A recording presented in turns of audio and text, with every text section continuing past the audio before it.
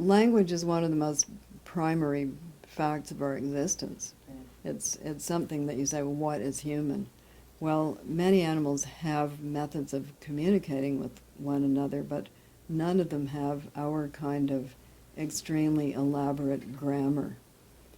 So it's right dead smack in the center of what it is to be human, the ability to tell a story. There is another theory that has it that the narrative art is an evolved adaptation, which we got in the Pleistocene, because those who had it had a much greater edge. They had a much greater survival edge on those who did not have it. If I can tell you that right over there in that river was where the crocodile ate Uncle George, you do not have to test that out in your own life by going over there and getting eaten by the crocodile. And I can tell you all sorts of other things that are very useful to you for survival in your world if I can tell you a story. And we know that people learn and assimilate information much more through stories than they do through charts and graphs and statistics. You might want to back up those things with the math, but what really hits people is the story, because it's not an intellectual thing, and it's not just a scream, it's not pure emotion. It's a melding of those two things, which is where we exist as human beings. We're not thought machines. We're not screaming machines. We are thought-feeling machines. If we're machines at all, let's pretend we're not. We are thought-feeling entities.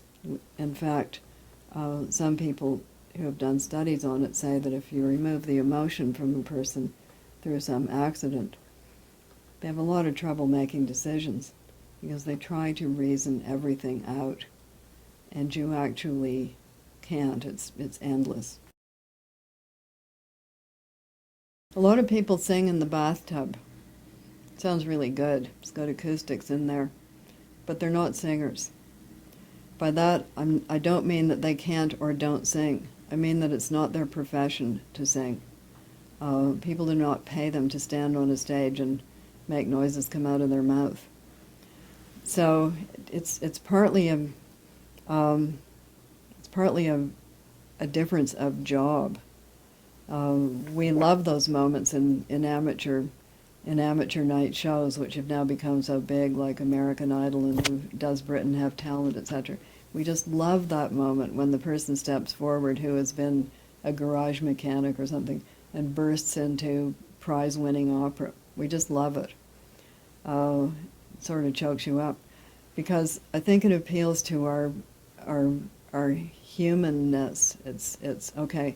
This is something we all might possibly do, even if we do have some other job that we don't like very much. And people who say that ordinary people aren't interested in the arts are just dead wrong.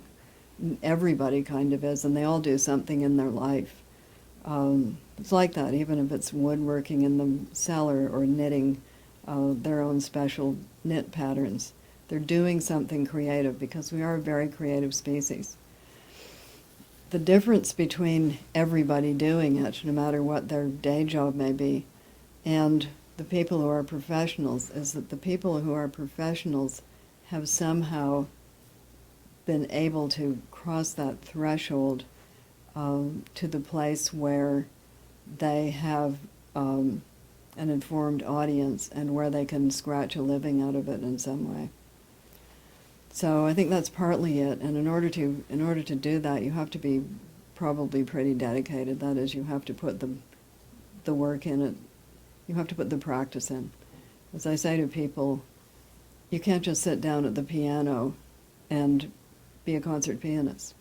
There's the part where you have to practice, and there's the drudgery, there's the work, there's the hours. I think it's Malcolm Gladwell who has a theory about how many hours you have to put in to get really good at something. And that is why I will never, ever be a star ballet dancer. However much I may like to leap about, I am not that person. Because I did not start when I was 12 or whatever it was, and put in the practice.